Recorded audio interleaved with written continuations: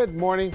Today on Spotlight, reaction to Detroit Mayor Mike Duggan's State of the City address and budget presentation from new Detroit City Council President Mary Sheffield. Will the mayor get his wish list? We'll ask her that question and also find out what goals her branch of government has in mind. And later on our Sunday morning program, we'll tie into National Social Work Month by having a conversation with Tamari Willis, project manager for the Center for Behavioral Health and Justice, and joining her will be Nicole Hamame, project coordinator for the center. It's Sunday, March the 13th. I'm Chuck Stokes, and this is Spotlight.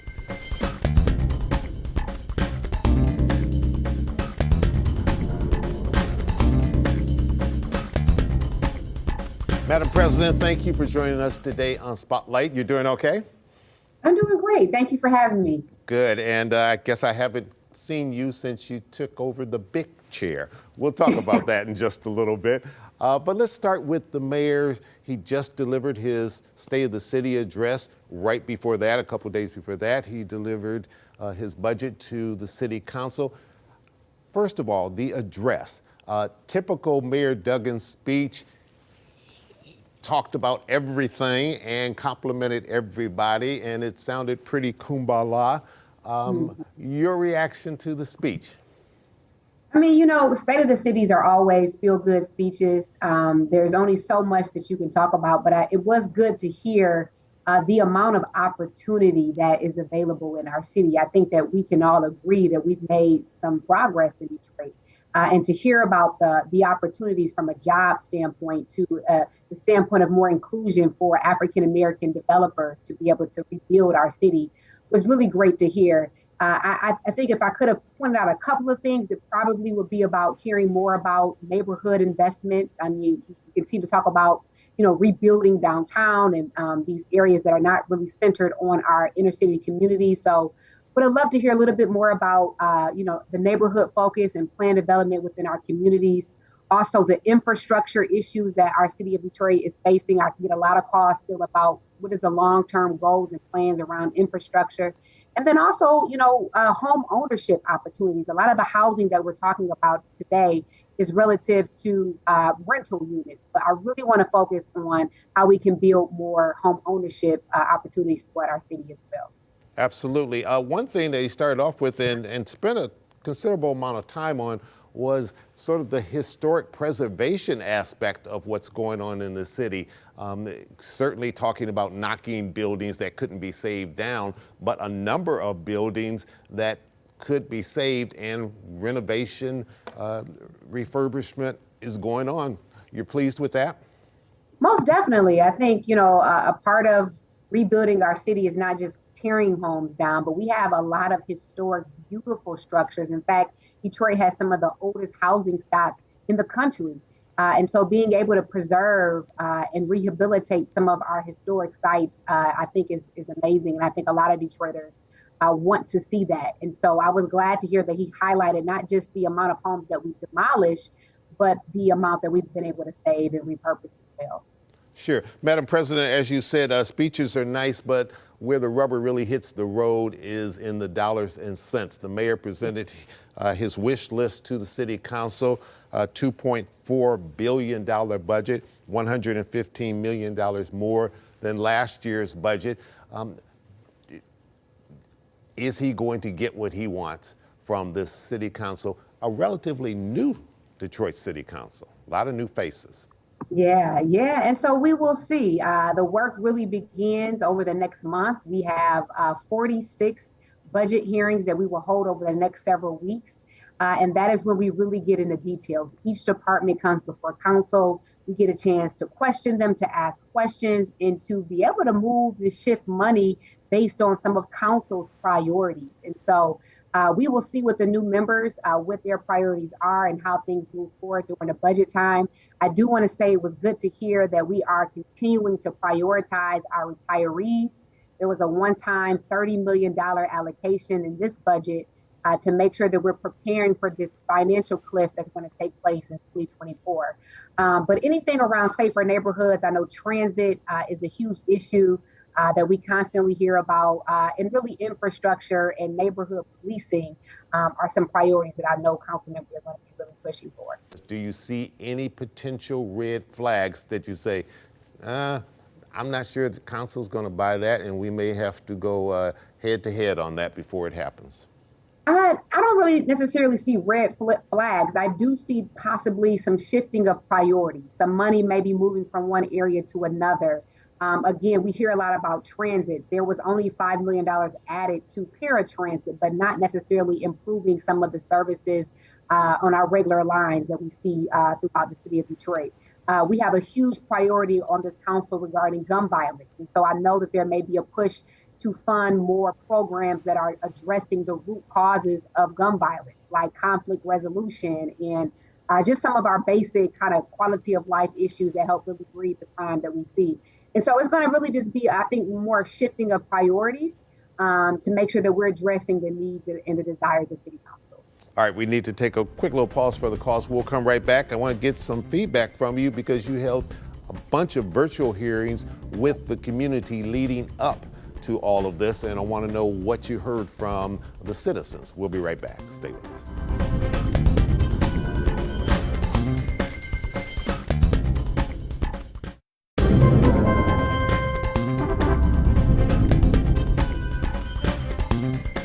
The mayor kind of said, put a little caution out there. He said, if we aren't careful, if we don't continue to do our fiduciary responsibility, we could run up against some of the bankruptcy things that we dealt with before.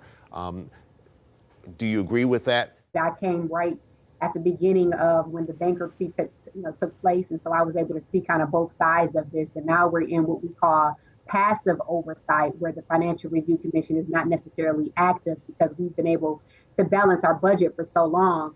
But I think that understanding that we have financial constraints that we have to stay within, but we still can advocate and push for the needs and the concerns of those that we represent. And so I think we all understand that we have to be cautious, that we have to be fiscally responsible, but that does not limit our ability to do our jobs effectively, and that is advocate for the needs of our residents. Sure. Certainly the way the procedure works, the mayor sends you his wish list, but it's within the power of council to say yes or no and to approve the budget.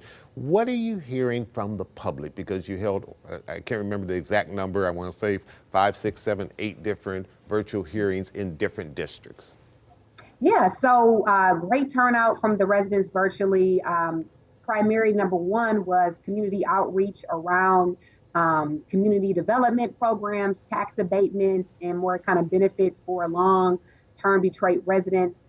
Followed by number two throughout all districts was housing programs. There was a lot of concern and need around affordable housing, home repair grants, infill housing and home ownership, which I kind of talked about earlier. And then the third thing was city services. There's still a need for an increase in blight removal, demolition of properties next to people's homes, property maintenance, speed cushions, kind of just quality of life issues that residents in our neighborhoods are still dealing with. And then the fourth thing was safer neighborhoods. The increase of police presence within our neighborhoods was a priority. There's a lot of speeding going on sometimes in inner city neighborhoods that a lot of residents are complaining about. And then mental health services as well too. So there's a variety, but I think the top kind of four was community outreach, housing programs, city services, and safer neighborhoods. And so we're going to make sure that as we are going through each of these departments, that these issues are addressed with the appropriate department. Sure. Before this year, you were council president pro tem. You're now council president. You come after a long list of council presidents and some very memorable female council presidents. Now that you're in the big chair, and I imagine it's sort of like drinking water out of a fire hose, what's your relationship with the council? What sort of tone do you want to set with your fellow colleagues? You know, my relationship is really good. I am all about collaboration, teamwork, making sure that we are respecting each other, our voices, our opinions, and our unique perspectives that we bring. I think that's what makes a great body and an efficient and effective legislative body. And so we have a good relationship as of now. Things are going great. Council members are really just transitioning into their new roles quite well. And so we're just looking forward to continue to build the respect that we believe council deserves, continue to do the work on behalf of the great residents of the city, and then look for ways that we can continue to build upon being more transparent and accessible. You know, council is the body that is the forefront of pretty much a lot of the work here in Detroit. And so we want to make sure that we're as transparent in the work that we do and easily accessible as we can be. Sure. One thing that you have pushed was reparations. You've introduced that legislation. That's been a priority of yours. Talk a little bit about that and why that's important. And are there 2 or 3 other key things that you personally want to get done under your leadership with the council? Yeah, so reparations was one of those initiatives that came directly from organizers, leaders in the community, and it was placed on the ballot by a resolution on behalf of the city council that was passed unanimously. And 80% of Detroit voters voted for a task force, a city council task force, to be formed. And so we're in the process right now of structuring how that task force will be formed. And then we're going to empower the task force to go out and do the work on behalf of the residents in the city about what reparations means here in our great city. So I'm looking forward to that. Also, I think, we can't forget the issue of individuals and homeowners that were overassessed. It is a tough issue to tackle because we just don't have the money to do direct payments to individuals. And quite frankly, we're having some legal challenges if we can even do that. And so we're looking at ways to explore possibly giving out tax credits or looking at ways that we can compensate people who were overassessed from a programmatic standpoint. So offering programs that the city may have. So that is something I really want to tackle. It's a tough one, but I want to make sure that we are providing compensation and relief to those who are overassessed. And then I forgot to mention one thing, right to counsel was a priority for every single city council district throughout the city. And that is free legal counsel for low-income families that are facing eviction. And that ordinance is drafted, and that probably will be the first piece of legislation that I pass as city council president. And again, that will provide free legal counseling for low-income families that are facing eviction, which was a priority for all city council districts. All right, a simple yes or no. I know you're rushing to get into some hearings, and I know the clock is ticking on our side. Simple yes or no. Are you enjoying being council president? Yes, I love it. I love every minute of it, and I'm honored and blessed. All right, I think that says it all. Madam President, thank you so much for joining us today on Spotlight. We'll stay in touch, and as you said, long process, but we'll pick back up with you and see how everything is going. Thank you, Mr. Stokes. I appreciate you. All right, thank you. And just Chuck. I'm not that old. Well, I probably am, but don't. Just Chuck is fine. Thank you so much. And when Spotlight returns, we'll zero in on the opioid epidemic and 2 people that are working very closely with the Center for Behavioral Health and Justice affiliated with Wayne State University. Stay with us.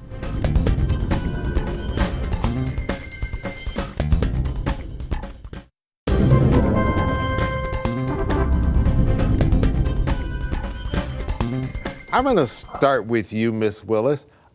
We have heard so much about the opioid epidemic. Is it still an epidemic, or are we not doing justice by calling it that at this point? Oh, for sure, Chuck. It's still an epidemic. So Michigan providers write about 63 opioid prescriptions for like every 100 people here in Michigan. That's compared to about 51 scripts per the national average.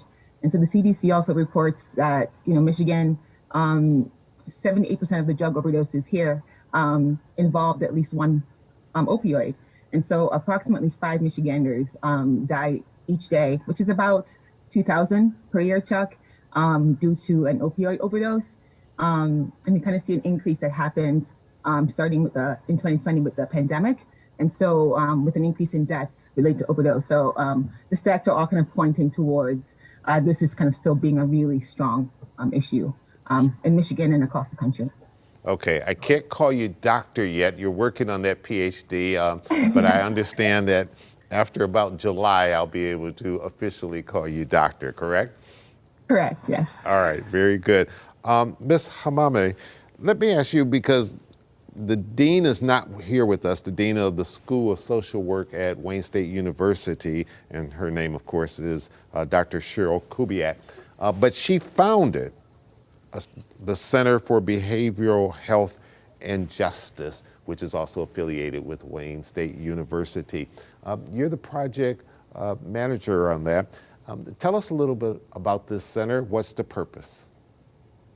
Yeah, so the CPHJ was founded, gosh, I think over a decade ago, and Dean Kubiak has been leading it since then.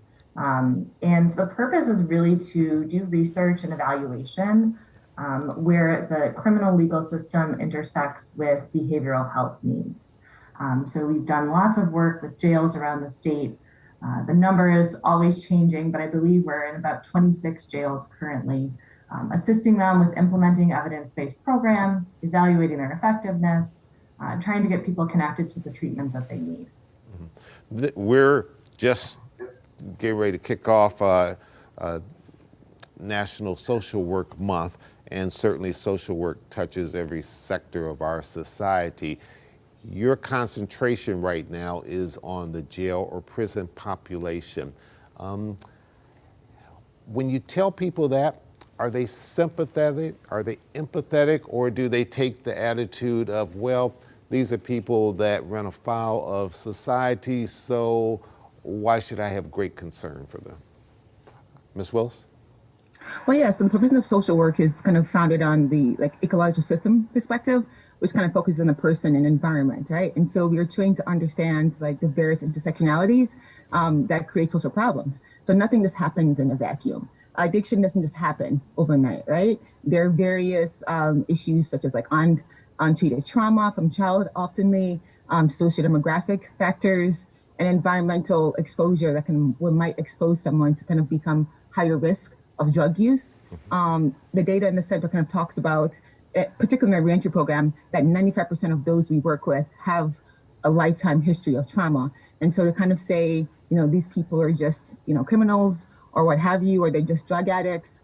I think we all have experienced some trauma in our lifetime. These folks kind of happen to try to medicate that trauma with substance use. Okay, we need to take a quick little break. When we come back, Ms. Hamame, I want you to kind of walk us through what happens in this program. We'll be right back. Stay with us.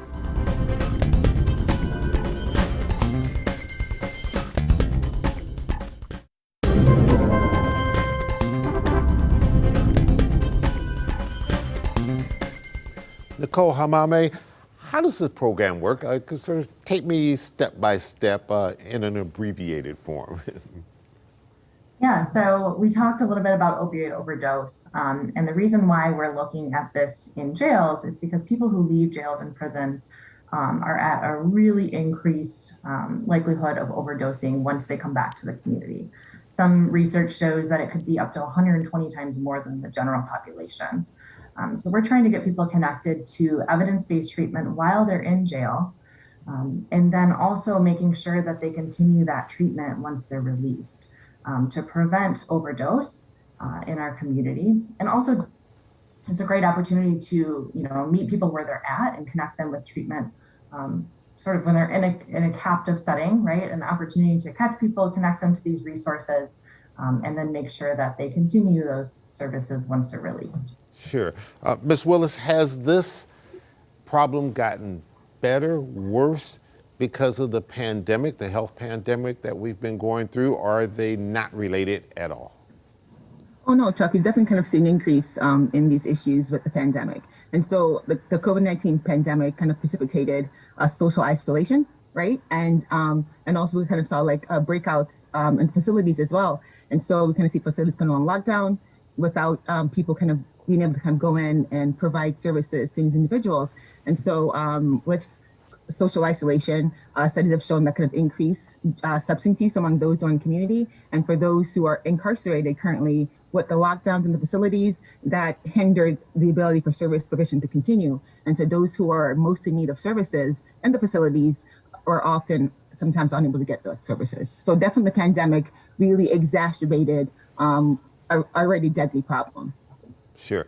Very quickly to Ms. Willis, are you all getting the type of community and foundation support that you need to get for these type of very intensive projects? I think I saw the Robert C. Wood Foundation has granted you some money.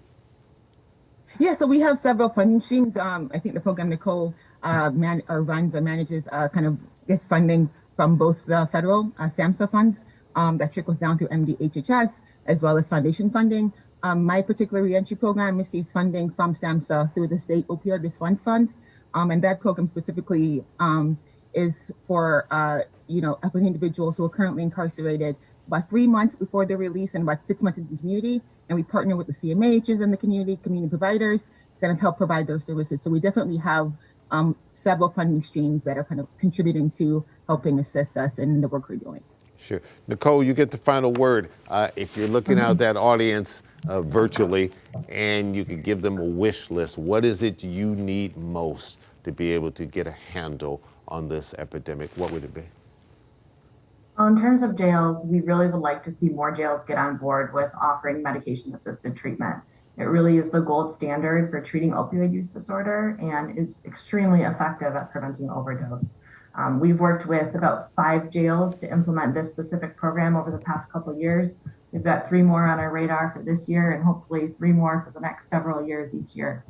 But we really would like to see jails get on board with offering this medication because opioid use disorder is a chronic care condition, just like diabetes or heart disease, needs medication to treat it, and jails have a really critical opportunity to help stop this epidemic.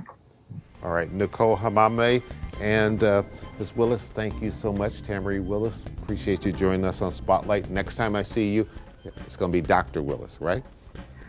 From your ears to God's mouth, or from your mouth to God's ears. I know it's been a long road, but there's light at the end of the tunnel, and best of luck to you over there at Wayne State. And we appreciate all that both of you are doing, and we'll stay in touch with you on this very important topic. Thanks to all of my guests. And a programming note, please join me at 12 noon today for our Civility Project special. It's 30 minutes. It's such an important conversation. I'm Chuck Stokes. Have a great week.